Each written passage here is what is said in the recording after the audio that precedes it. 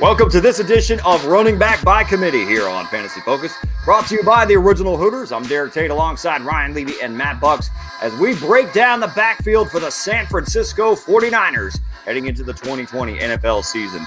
And as always is the case with any Shanahan backfield, whether it's Mike or now Kyle Shanahan, it seems like the backfields are always a little tough to predict, but all running backs can be a bit productive. This team finished second in the league in rushing yards per game, and boy, did we see a hell of a finish from the likes of Raheem Mostert.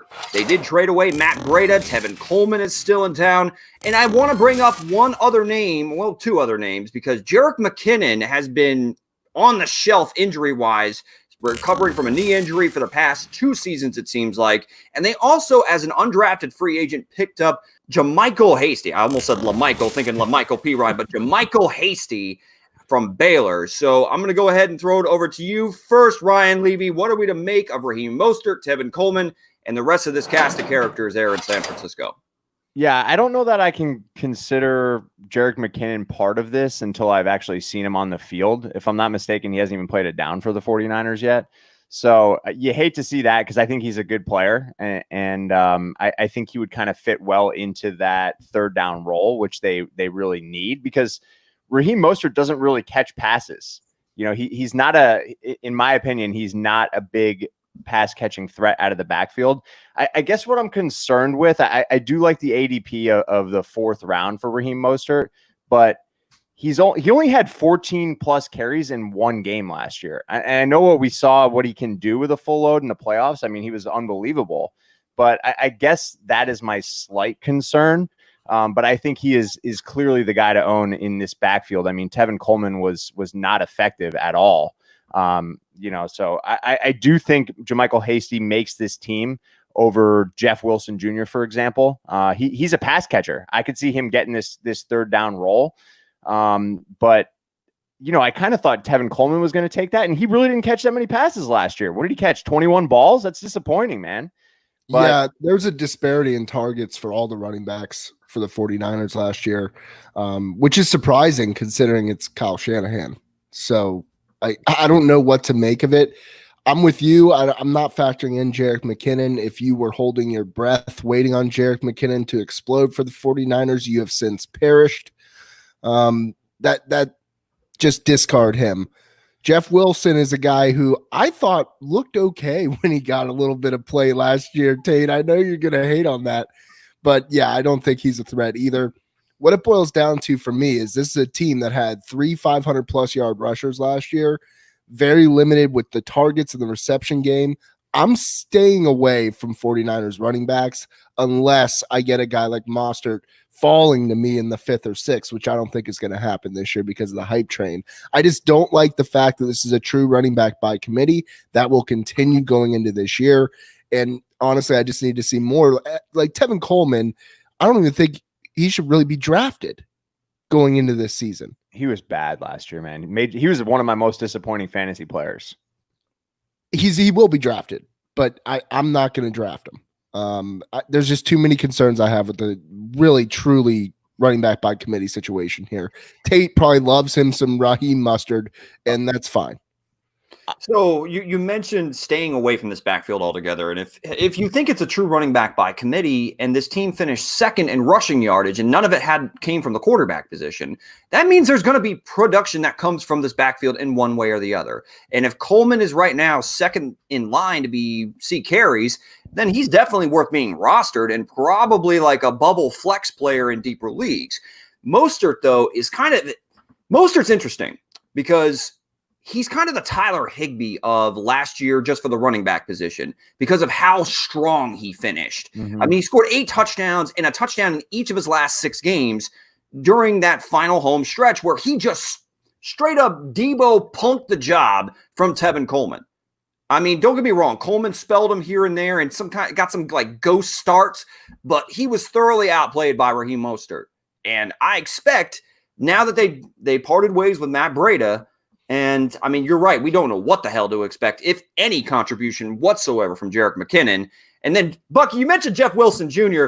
He was actually a touchdown vulture, which was annoying as all hell. Like, for some reason, when they got inside the 5 and Coleman wasn't playing for a given week or Breida was out, it was actually Jeff Wilson Jr. that got the nod inside the 5 on a couple of occasions, which was just maddening because of the committee nature. But yeah, he had 5 total touchdowns. Right.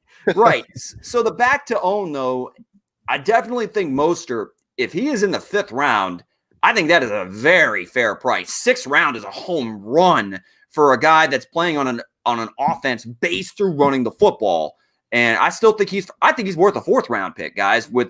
I get that there's a committee nature there, but he was by far the best of the committee, and he stole the job from Tevin Coleman, who has that familiarity with Shanahan back to his Atlanta days. And we don't know who. I mean, without Breida there now to push, sure, someone will emerge in a pass-catching role / spell role, but I think it's Mostert's job to lose, guys. I'm on board with that 100%. I'm not staying away from this backfield personally. I'm a Mostert fan, and we saw what he can do when given an opportunity. I mean, just look what he did in the playoffs. In 3 games, 53 carries for 336, 5 touchdowns, and 6.3 yards per carry. The guy was unbelievable. I definitely hope that they actually give him 15 to 20 carries a game. I mean, that'd be ideal. And let's not forget, they brought in Trent Williams as well for a team that averaged 144 yards a game. I mean, to add a guy like that to your line, woo! But they did lose Staley to retirement, so it's kind of, I think that's more lateral of anything. But I mean, it's still a competent veteran at left tackle, which is not easy to find. I never thought we'd have to live life without Joe Staley. It hurts. I'll spend a 4th round pick all day on Raheem Mostert, though. I mean, for me, the way I draft, that's my running back 3 in a lot of instances, running back 2, depending on how the draft falls, of course. But I mean, I love him in that spot, and if you can get him in the 5th or 6th round, if he slides, then all day, man. Yeah. Sorry, go ahead, Bucky.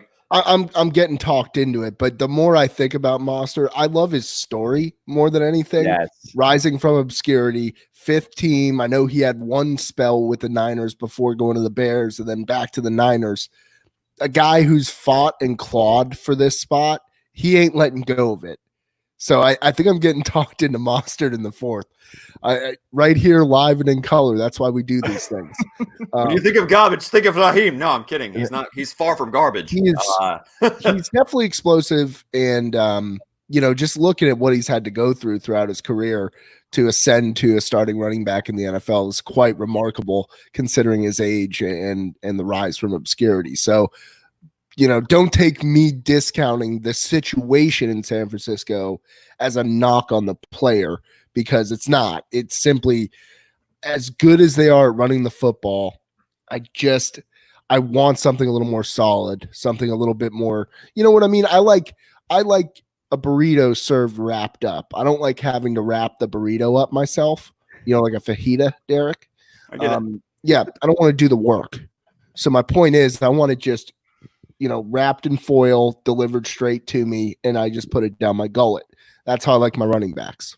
So, Levy, though, go ahead and if you did some of the ADP numbers, where is Mostert going in regards to who are some of the other running back names that are being kind of lumped in there with where Mostert's ADP is currently? Because and the reason why I want to know this is because I get that Mostert hasn't proven it for an entire season, and I don't want to spend too much time on it, but I mean, they finished 2nd in the league in rushing per game. And this defense is still going to be one of the best in the National Football League. This team is going to be built through running the football. And despite not really truly having a bona fide number 1 wide receiver, even though Deebo Samuel did some nice things in his rookie season, and they added Brandon Ayuk, in this past NFL draft, Shanahan is the best play caller in the National Football League. It's no disrespect to any other brilliant offensive mind in the National Football League. Shanahan is the best. And continuously schemes up his players properly. And the way that Mostert finished, I just see that there's a lot of upside for Levy. Name some of the guys ADP right around him, because I see his upside being way higher in a team that's going to be built through running the football than some of the other guys that you're taking a chance on in the 4th, 5th, and 6th round. Yeah, so he's going at 407 currently, and I know it's early right now, but other guys in that same area, James Conner, 402, Chris Carson, 311, David Montgomery, 405. Jonathan Taylor, 409. Mark Ingram, 412. So those are the types of names you're going to see there. And I agree that the upside, when you talk about any of those guys, is higher for Mostert, in my opinion. Maybe I'll lean Chris Carson over Raheem Mostert because I'm just a Carson guy, but he's coming off a hip fracture. We're going to talk about him in the next episode, so tune in for that. But I think the ADP currently, I hope it stays in the 4th round because I think you're going to get great value for him. There you go. That'll do it for this episode of Running Back by Committee here on Fantasy Focus, brought to you by the Original Hooters. Go ahead and sound off in the comments. Let us know who the running back to own is in San Francisco for fantasy football purposes heading into the 2020 NFL season. Of course, if this is your first time coming across our channel, hit that subscribe button to support the channel. And until next time, later, says the Tater. Yep. See ya.